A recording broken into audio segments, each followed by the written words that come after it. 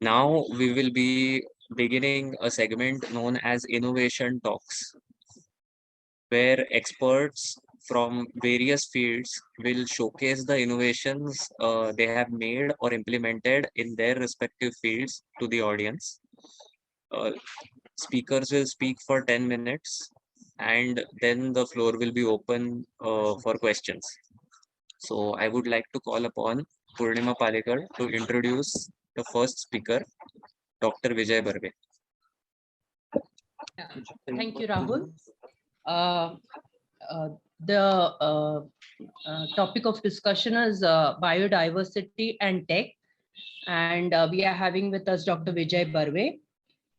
He has been a nature enthusiast from childhood, interested in birds and insects.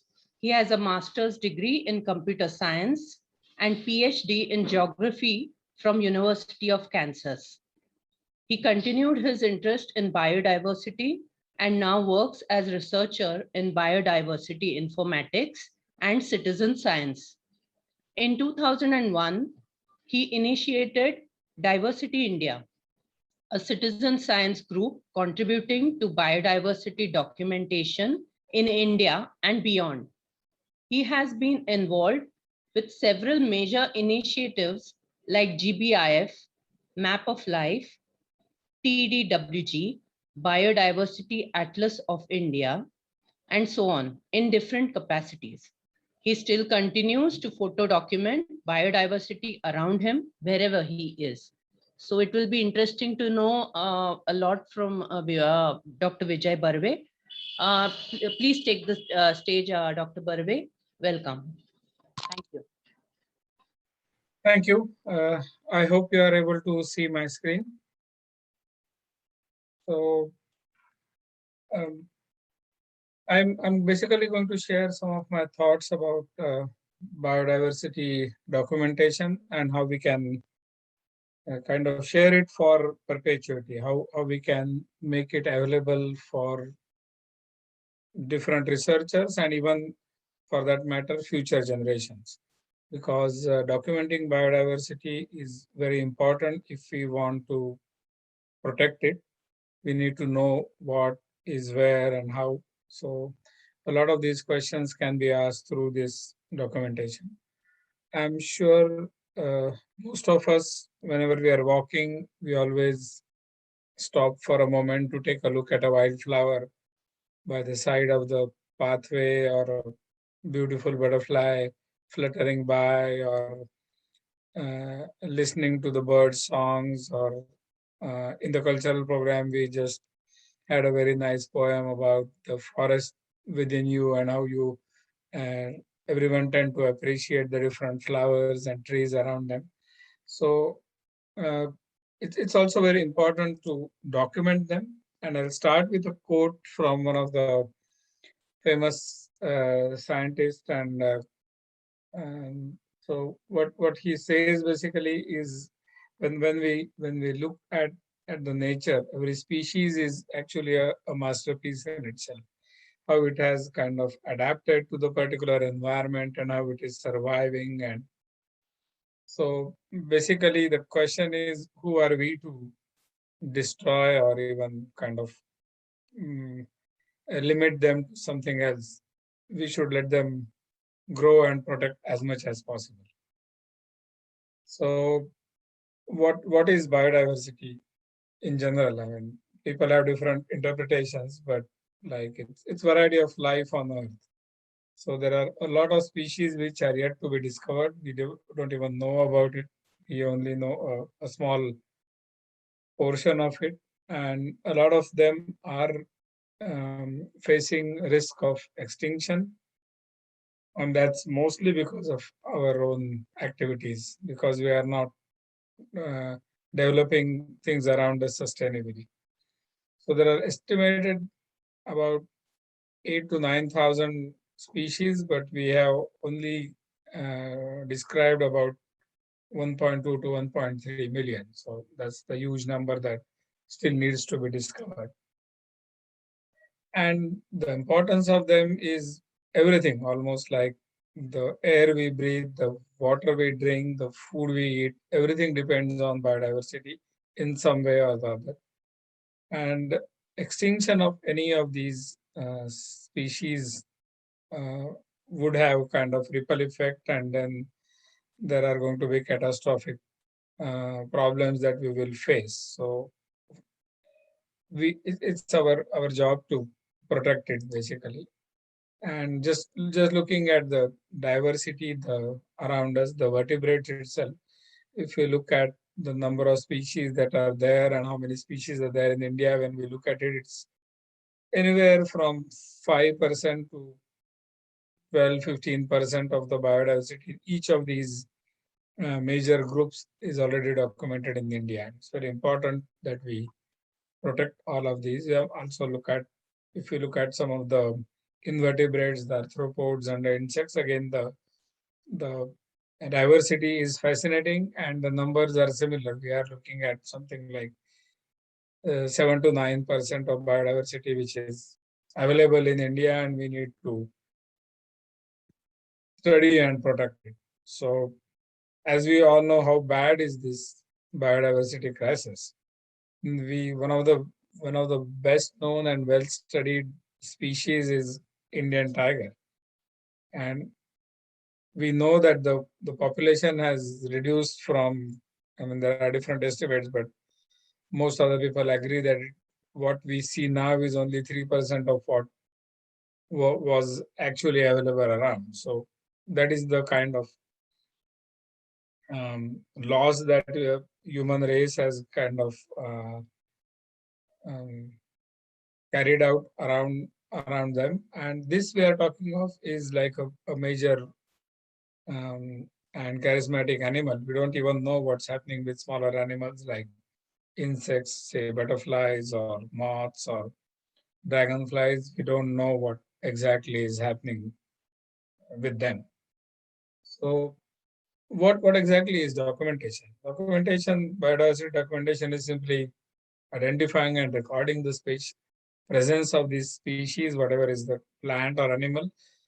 And that can be done in urban setting, in rural setting, in forest, anywhere. Basically, it can be done through collection. It can be simply done through detailed record keeping in the book. It can be done through taking photographs or recording sound.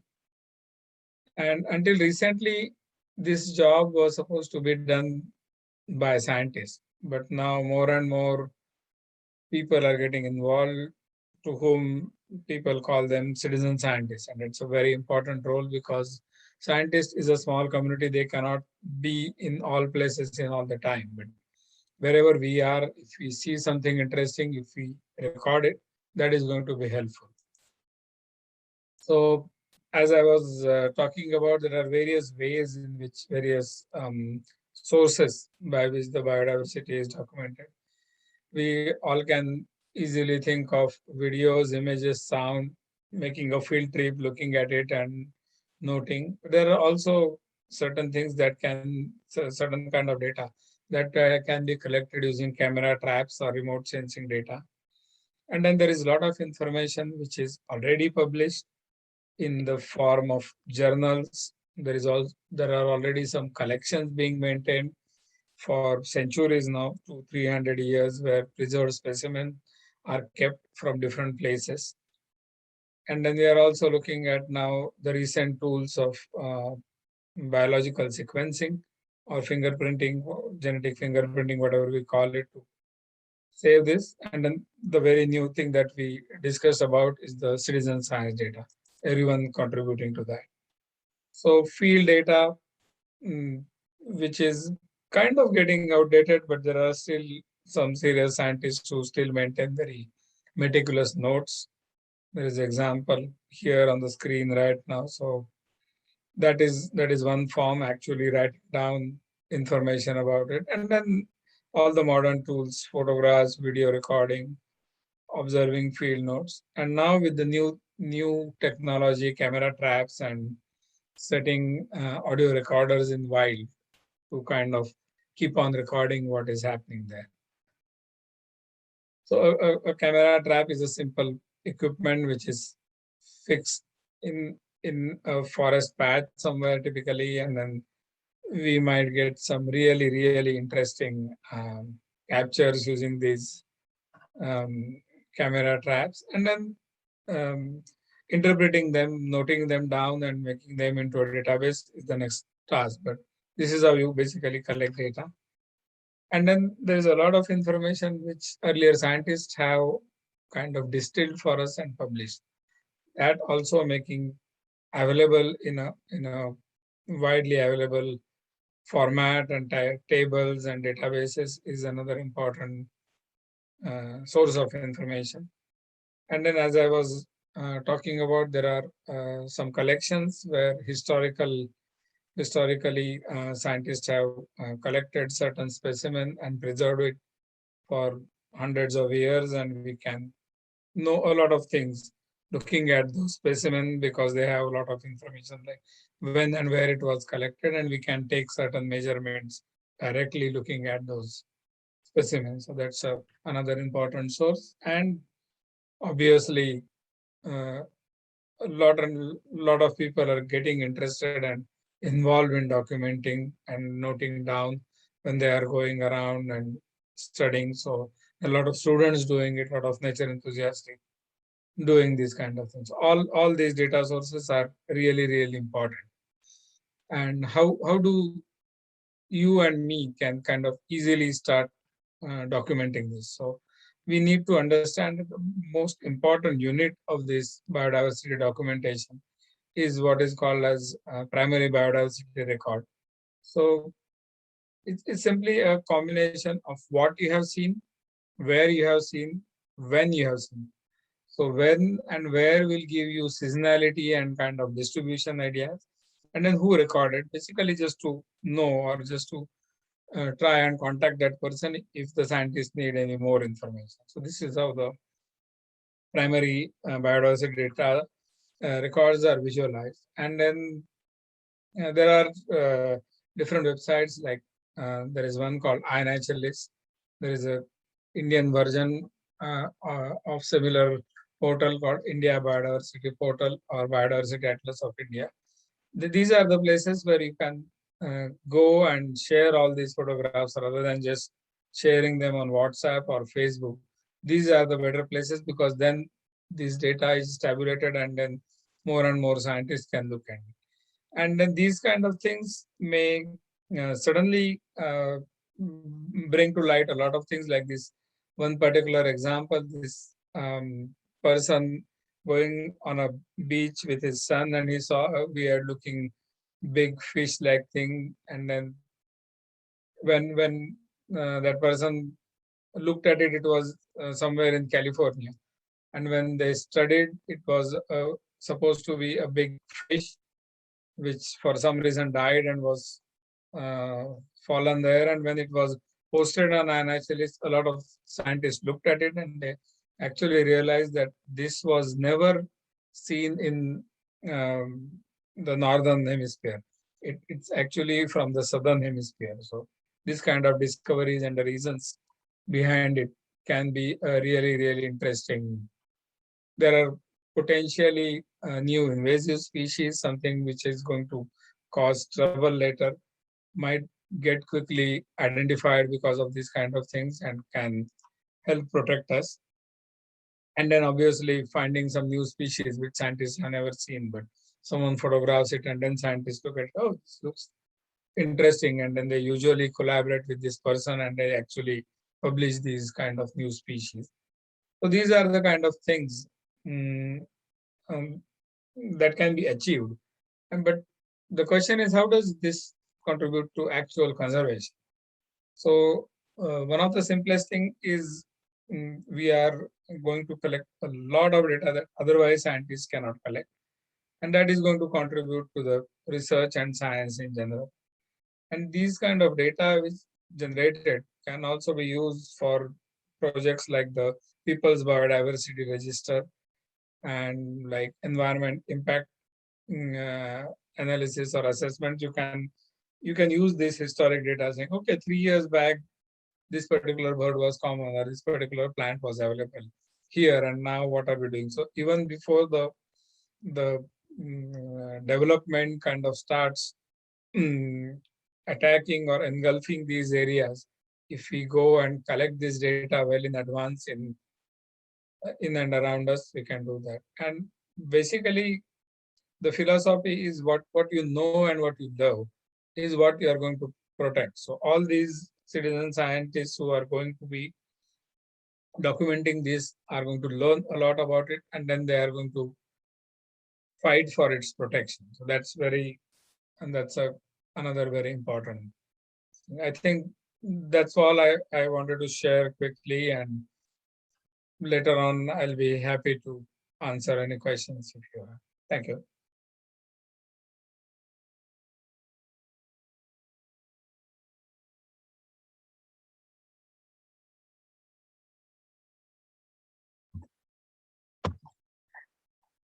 Thank you so much, Dr. Barve, for the insights you brought on how technology can be used in the field of biodiversity. I would like to call upon Purnima Palegar to introduce our next speaker, Dr. Andrea Bertassi.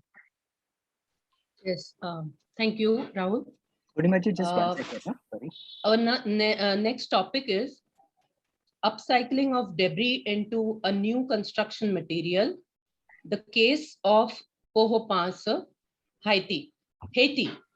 Dr. Andrea Bertassi is a practicing architect with Excoop in Rotterdam, the Netherlands, and a professor of architecture at ESCAD in Savannah, Georgia, USA.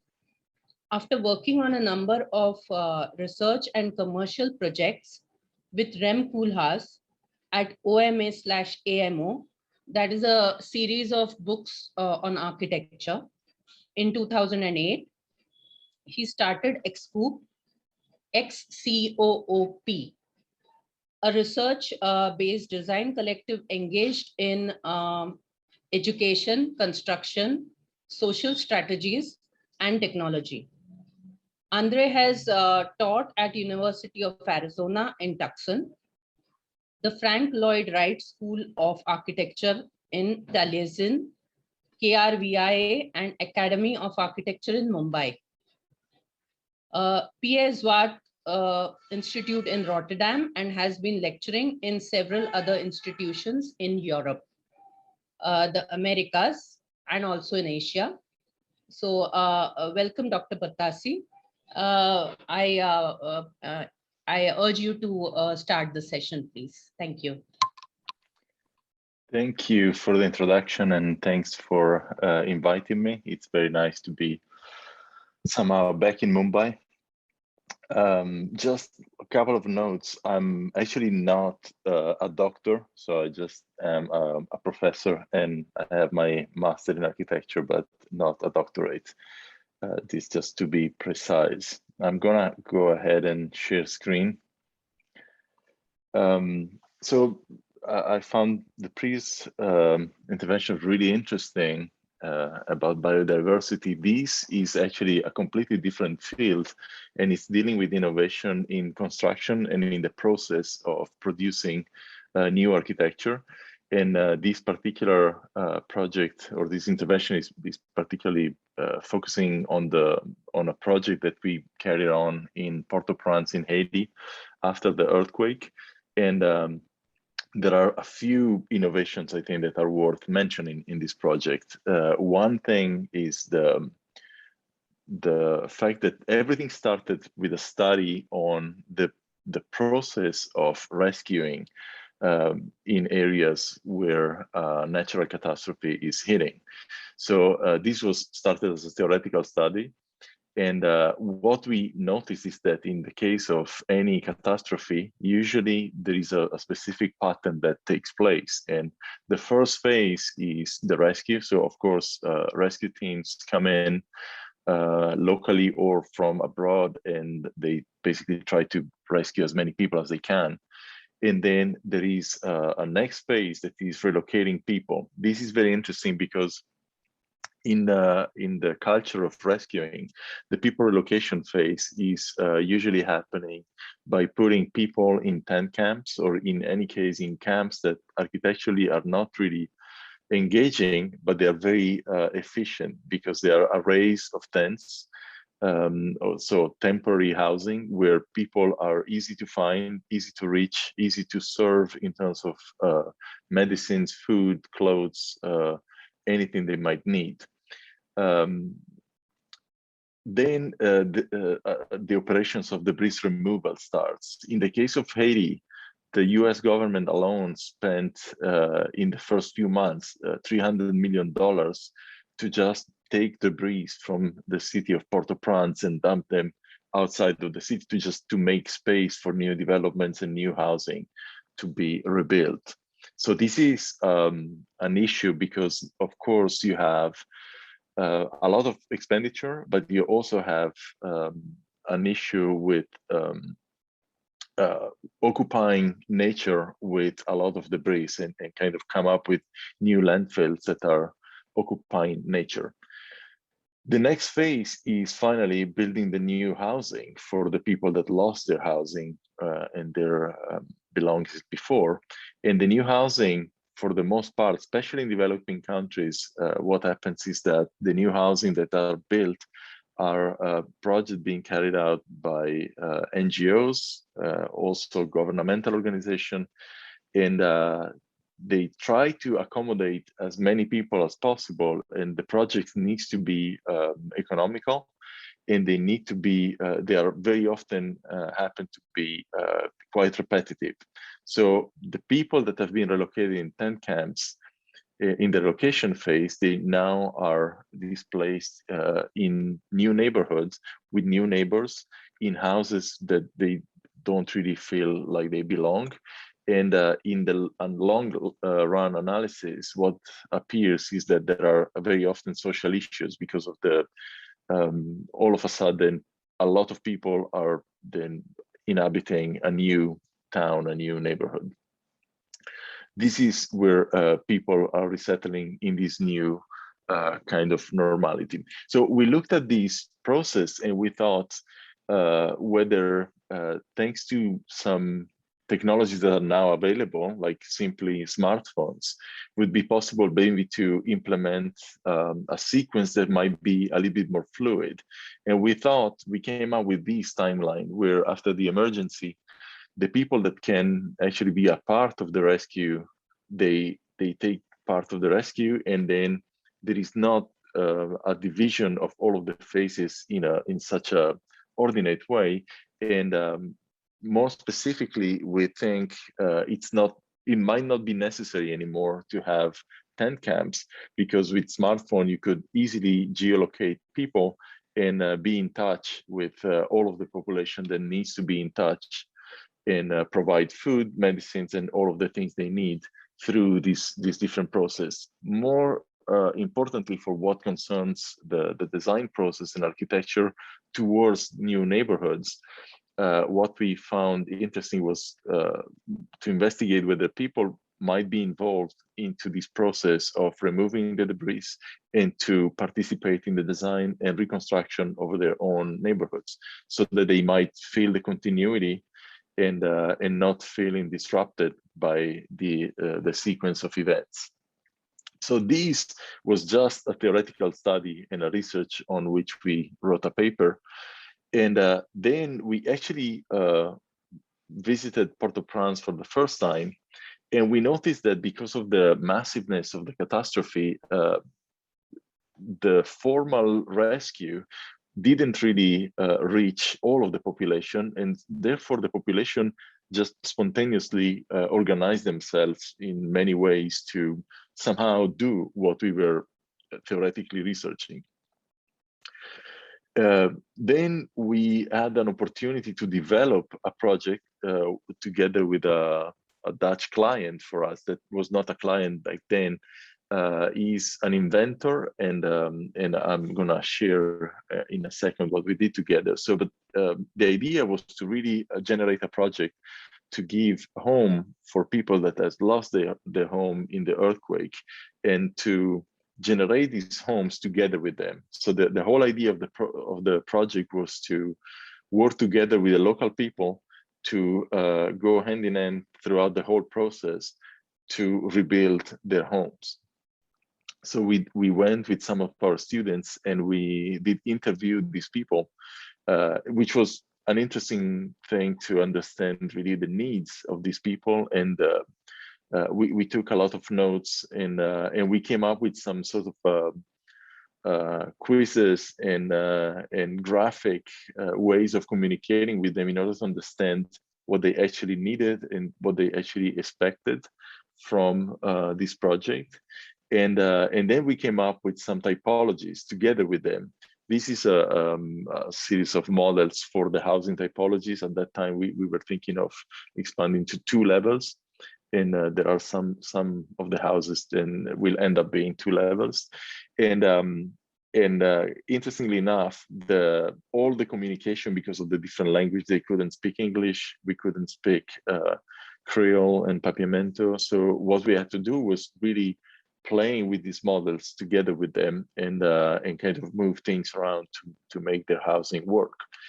The idea behind this project is actually to have very simple homes.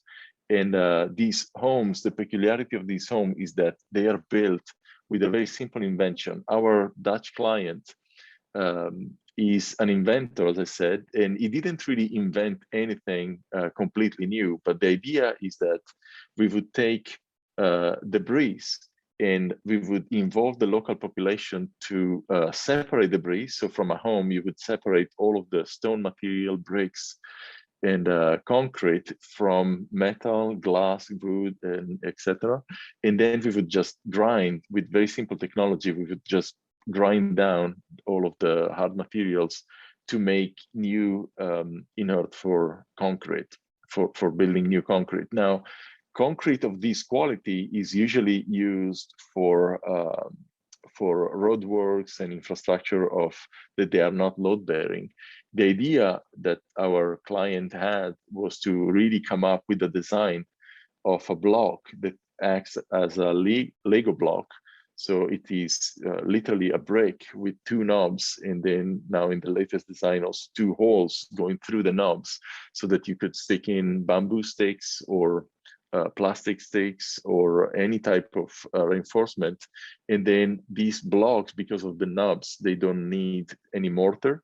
And then the process is basically very straightforward, and people can grind their own debris, make the new construction material, pour the new blocks, and then come up with their own new house by not moving any debris outside of the site. In order to do this, the architectural project of the houses is not really complex. It's actually pretty basic, and all of the attention went to the idea of not of allowing these people to eventually expand their homes or make changes without getting in the cases of their neighbors. So to have like a coherent and organic development through time.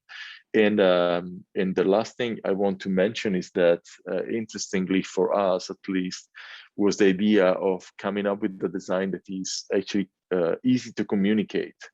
And so this is a manual of instruction that we designed in order to instruct anybody virtually with really limited verbiage and just images to go through all of the operations in order to grind the bricks and then form the new blocks and then lay foundation for the new buildings and then come up with the whole structure for a new home. And so with these, well, I will conclude here with this little manual of construction for these homes. And this is a process that took us several years to really develop. And I'm glad to announce that a few months ago, finally, we ended up the first of 30 houses that we have in plan. And then now a few more are in the process of being built. Thank you.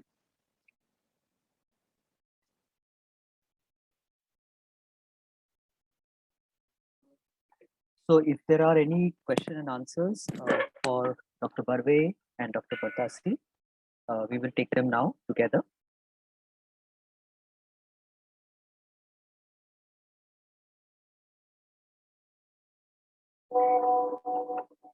Okay. Jayashree Ravindran wants to ask, interested in knowing the background image, Dr. Barve. Two, there are talks every time after severe floods in, so there are two different questions. I think question to Dr. Barve about the image behind you. Can you explain what that image represents? Okay, so first about the image behind me, that's the amount of biodiversity occurrence records available for this region. Basically, I mean, I have the whole world map, but it's basically generated by Global Biodiversity Information Facility. So that is the largest repository of biodiversity occurrence data. And this particular image shows how much data is available for each. It's probably 25 kilometer pixel. So you can see the Europe and the South Africa and Australia, Japan are in bright red, which means they have a lot of data available. And then remaining portions are still kind of getting filled up and lighted up. So that's where we need data. Fortunately, if you look at India, if you see Kerala, it's Kerala or Western Ghats, it's kind of pretty well lit, but other regions we still need to collect and make the data available. So yeah, that's the. And the second part of the question that was there is that there are talks every time after severe floods in India about linking the major rivers. You spoke about species invasion. So is that intermingling a danger for biodiversity when you interlink rivers? Yeah, frankly speaking, I don't really have a lot of knowledge about what exactly is this linking project, but definitely in terms of planktons and certain fishes, they might kind of get introduced in way different places with this kind of even with canals and uh, sometimes even by major floods. So that's going to be a very difficult challenge to really understand and prevent that. So the idea basically of interlinking of rivers is that connect the major rivers and move them into drier parts of the country and provide water. So where there is excess flood water. So this is a 56,000 lakhs crores project.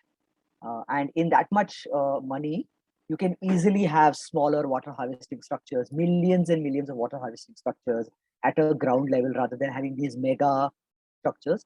And it will definitely not only about invasive species, but have problems to species like gharial, which are essentially Gangetic, cold water species are there, or cold water fishes which are found in the Himalayan areas. When you move the Gangetic water into, let's say, Rajasthan or Madhya Pradesh, there is in fact a plan to move water 800 meters from lower to upper level. Which is never heard. If nature wanted to do that in 4,000 million years, it would have moved the water from lower to higher level. Nature has cut through entire Grand Canyons and the Himalaya if it wanted to, right? So I think we are going against the basic grain of nature. Yeah, I think it will be really useful. I'm not seen it yet, but to publish whatever has been happening in Maharashtra with this Pani Foundation and all that big news, some real case studies and like some kind of impact assessment of these small check dams and whatever they have been doing. I mean, I've seen a few documentaries. I've not really seen them on ground, but has that really, like the argument that you were making, that these kind of smaller structures will help a lot.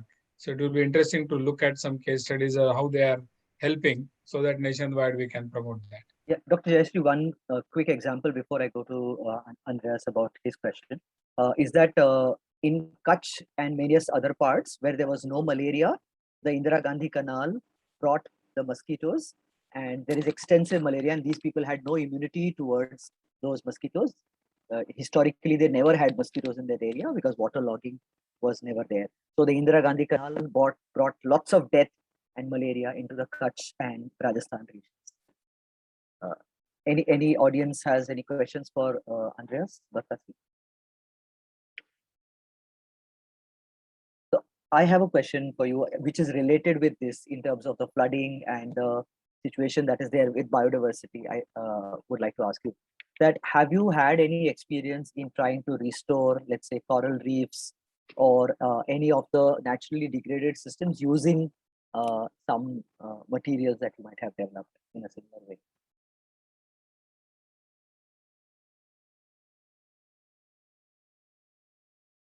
Andreas, that's the question to you. Yeah, I actually don't have experience in any of that, and I find this conference really interesting for what I can see, because it's like such a broad scope, and you know, from the point of view of construction and architecture and planning, I think we are largely responsible for many of the climatic changes that we are seeing. I don't know like for sure the numbers, but I think we are widely responsible for something like 70%, the whole construction industry, of the CO2 emissions. So it's a huge thing. And what I can say is that there are so many different fields in the construction that we can actually make better, I feel. And I'm gladly observing that in the last few years, there is more and more sensitivity in tackling design, not anymore as something for either rich people that can afford an architect to design their masterpiece, a house or building development, but there is more and more an attention to just come up with creative ways to address issues. So I think I feel kind of you know, representing the big problem here with the construction world in this bunch. But I think also there are more and more opportunities for creative minds to come up with interesting ideas. The project I just shared is a little attempt, and I think it's trying to make a little change just by avoiding to dump debris that just happened to be there, and to make something good out of it, and also to act at a social level to involve the people in the transformation of their own environment, making them aware and making them owning that environment, so that they are not just unawarely using it. I think you're muted. Hello. Yeah, Nikhil has asked, what is the recycling process of turning concrete back into natural nutrient? And what about mining cement when cement mines are exhausted? Well, the idea here with this project is not to it's not really to turn it back to any natural material, but is to source construction material from construction material that would otherwise be wasted. So if you have a building and the building collapses, what usually happens is that most of it goes to landfills, which means we need to then get other new materials, source new materials in nature in order to rebuild that building. The idea of this project is actually to stop that and to kind of push back all of the discarded materials and to reuse them as new construction material. So there is no waste in a way. It's just reusing what you already used. Okay. So Manvi has a question on the basis of this itself, that yes, you know, there in India also there are a few initiatives of upcycling construction material, but the policy push is lacking. What can be done about this? And what is your opinion on unused buildings? A lot of them in our countries, they are not put to any use, and the labor is just gone to waste. So how can we combine both of that? Yeah, great questions. Great questions. To the first one, I must admit I learned the hard way when our client, this Dutch inventor, approached us, I was loving this idea to the point that I thought this idea is going to change the world of construction. We are going to just make everything so much better. And I was naive, and I learned the hard way that there are so many pressures. If you look at the construction world, there are huge interests, and the companies that are producing concrete, producing new concrete, they have all of the interest in not promoting any of these. So when I thought, like in a situation like Haiti, you would have everybody embracing this idea, I was completely wrong. And I learned that a lot of people are just having the interest of selling new concrete, although it's more expensive, it's more taxing on the environment. It's just like the economic interests are against this idea. So I accepted the fact, and we did as a team accept the fact that we need to start small and just taking it day by day and inject these new ideas and these new ways. And I'm really happy that we managed to build the first house. It took us years to really get to this point, shipping all of the machinery from Amsterdam to Haiti in 2 containers and to get it done, because this is the proof that this is possible. And then it's gonna take us time to make this bigger and to make this a common practice. But I think you just gotta start somewhere. So that's the first part of the question. And the question about the policy pushing back is obviously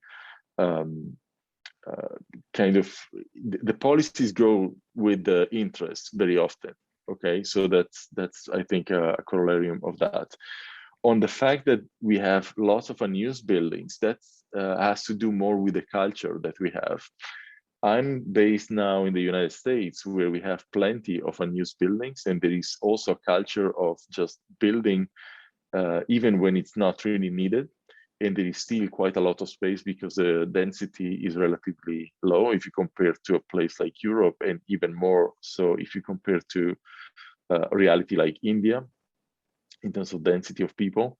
But I think slowly the culture is also changing, and we are getting the new generations of designers are really more preoccupied, not anymore in making new buildings, but reusing buildings and repurposing buildings. And I think in this COVID, with all of the bad things it brought, it also brought something quite interesting, which is lots of office buildings, for instance, got empty for months. And then many companies now are saying, we don't really want to bring people back to office buildings. We can work from home.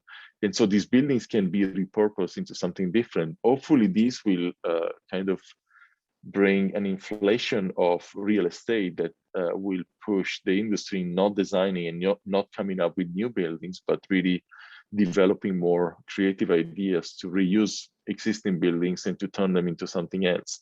And I think to this, there is more that might come with just, say, innovations like driverless cars will imply maybe that we will not own cars anymore, and people will drive around on driverless cars, which will go and park somewhere, whatever, far away. So we can turn street into something different. It is happening in the Netherlands. It is happening in Scandinavian countries where less traffic means new parks on former highways, for instance. In Germany, it also is happening quite massively now.